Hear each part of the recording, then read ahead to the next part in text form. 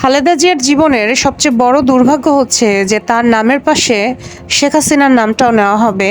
কারণ শেখ হাসিনার সাথে সবসময় তার সাম্রাজ্যের বা তার শাসন আমলের তুলনা করা হবে। এবং দেখেন, আজকে আপনারা যারা বলতেছেন যে আমরা এই দুজনকে চাই না, এরা আপনারা বলতেছেন কিসের জন্য? কারণ আপনারা এই যে গত 16 বছর শেখ হাসিনার এমন শাসন আমল দেখে এত ভয় পেয়ে গেছেন এবং এত ত্যক্ত বিরক্ত যে আপনারা মনে করছেন ও আচ্ছা, খালেদা জিয়াও মনে হয় এরকম কিছুই হবে, এর থেকে আমরা নতুন কিছু চাই, আমরা নতুন কোনো কিছুর জন্য আওয়াজ তুলি। বাট এই যে আপনারা যারা বলতেছেন যে আমরা নতুন কাউকে চাই, আমরা বিএনপিকে চাই না, আমরা হাসিনাকে চাই না, ওটা আপনারা আপনাদের নিজেদের মধ্যেই রাখেন। ওটা আপনার কথা, ওটা বাংলাদেশের সবার কথা না। আমি তো শেখ হাসিনার আমলও দেখছি, আমি তো খালেদা জিয়ার আমলও দেখছি। তো আমি তো খুব ভালো করেই জানি যে কোনটা বেটার ছিল। বাংলাদেশে একটা যেরকম গণ অভ্যুত্থান হলো এবং যেটার কারণে হলো এই যে শেখ হাসিনা এতগুলো গণহত্যা চালাই গেছে, এখন আওয়ামী লীগের যে অবস্থা টোটালি কোণঠাসা।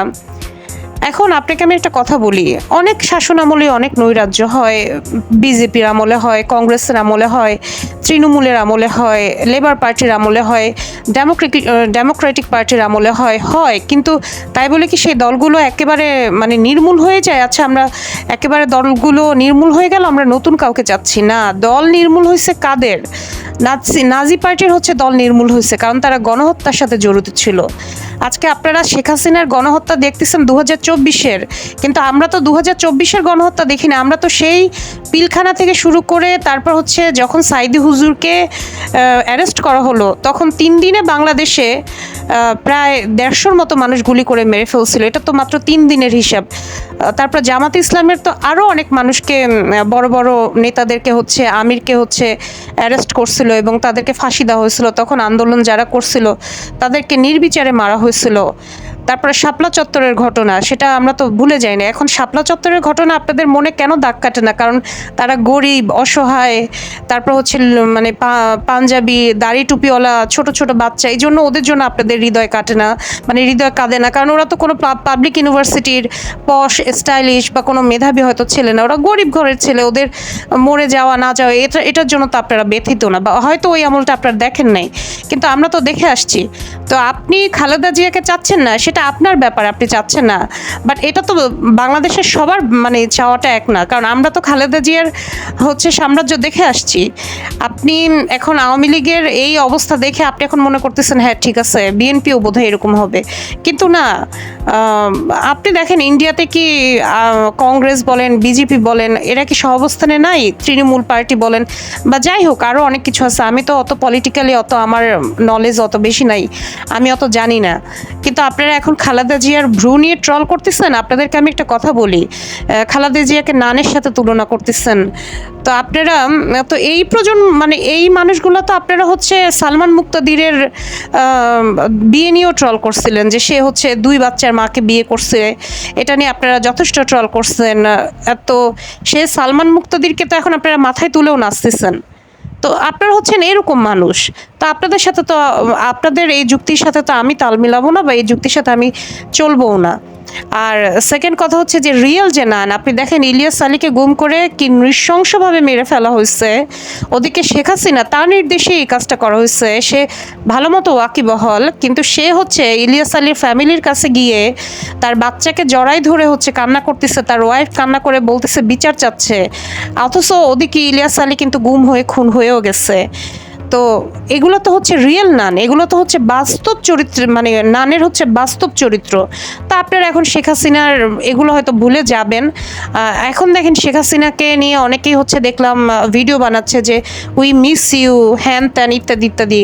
অন্তত এটা বলার তো সুযোগ পাচ্ছেন যে উই মিস ইউ, কিন্তু আমরা তো এটা বলারও সুযোগ পাই নাই যে আমরা খালেদা জিয়াকে মিস করি। তাকে যখন একটা সিলি মামলায়, সাজানো বানোয়াট মিথ্যা মামলায় যখন তাকে অ্যারেস্ট করা হইলো এবং সে যখন জেলে গেলেন, আমরা তো সেটা লিখতে গেলে আমাদেরকে জেলে ভরে নেওয়া হয়েছে। বিএনপির সমস্ত মানুষকে জেলে ভরে ফেলছে, আটক করা হয়েছে, গুম করা হয়েছে, খুন করা হয়েছে। ফেসবুকে কিছু লিখতে পারি নাই, কি 57 ধারা বানাইছে। তো আমরা তো অন্তত ওইটুকু শোকও আমরা প্রকাশ করতে পারি না। আপনারা তো তাও অ্যাটলিস্ট এখন এটুকু করতেও পারতেছেন, এত বড় একটা গণহত্যা চালানোর পরেও। খালেদা জিয়ার নামের সাথে কি কোনো গণহত্যার কোনো কিছু লাগানো আছে? নাই। খালেদা জিয়ার সাথে কি ব্যাংক লুটপাট, তারপর মানি লন্ডারিং থেকে শুরু করে এই যে বিদেশে কোটি কোটি টাকা পাচার করা, তারপর হচ্ছে আরও যেসব বড় বড় বিষয় যেগুলো শেখ হাসিনা চলছে, এই যে পলিটিক্যালি এত প্রত্যেকটা সেক্টরে এমনভাবে ধ্বংস করে দেওয়া, এগুলো কি খালেদা জিয়ার আমলে বা খালেদা জিয়ার নামের সাথে এগুলো জড়িত আছে? না, এগুলো জড়িত নাই। শেখ হাসিনার প্রত্যেকটা শাসন আমলে আপনারা যদি দেখেন, সেই শুরুতে যখন 1996 সালে ক্ষমতায় আসলো, সে জামাতের সাথে আতাত করলো। সে হচ্ছে এরপরে যখন ক্ষমতায় আসলো 2008-এ সম্ভবত, তখন সে সেনাবাহিনীর সাথে আতাত করলো, তত্ত্বাবধায়ক সরকারের সাথে। এরপরে যখন 2014 নির্বাচনে সে জাতীয় পার্টির সাথে আতাত করলো, এবং সে তো করেই যাচ্ছে আতাত। তো শেখ হাসিনার রাজনীতি হচ্ছে আতাতের রাজনীতি, সুযোগ সন্ধানী রাজনীতি। বিএনপি রাজনীতি তো কোনো আতাতের রাজনীতি না। বিএনপি হচ্ছে সবসময় গণমানুষের দল, গণমানুষের হয়ে কথা বলছে। যখন পিলখানার ট্র্যাজেডি হয়েছে, বিএনপি তাদের পাশে গিয়ে দাঁড়াইছে, তাদের হয়ে কথা বলছে। হেফাজতে ইসলামের পাশে গিয়ে বিএনপি দাঁড়াইছে, তাদের পক্ষে কথা বলছে। এই যে এখন ছাত্র আন্দোলন যেটা হইলো, ছাত্র জনতার আন্দোলন, বিএনপি প্রথম থেকে এটাতে সমর্থন জানাইছে। হ্যাঁ, হয়তো প্রকাশ্যে ওইভাবে জানায় নাই। কেন জানায় নাই? কারণ শুরু থেকেই বলা হচ্ছিল যে এটা হচ্ছে পলিটিক্যালি একটা আন্দোলন, বিএনপিকে ক্ষমতায় আনার আন্দোলন। বাট এটা যে আসলে ওরকম কিছু না ছিল, ওটা যে জাস্ট একটা কোটা বিরোধী আন্দোলন ছিল, এটা তো সরকারও বুঝতে পারে নাই। কিন্তু পরে ধীরে ধীরে হচ্ছে সরকার এটাকে এমনভাবে নিয়ে গেছে যে এটাতে বাংলাদেশের সাধারণ মানুষ সবারই অন্তর মানে কেঁপে উঠছে। তো বিএনপি তো গণমানুষের দল, বিএনপি তো গণমানুষের হয়ে কথা বলবে।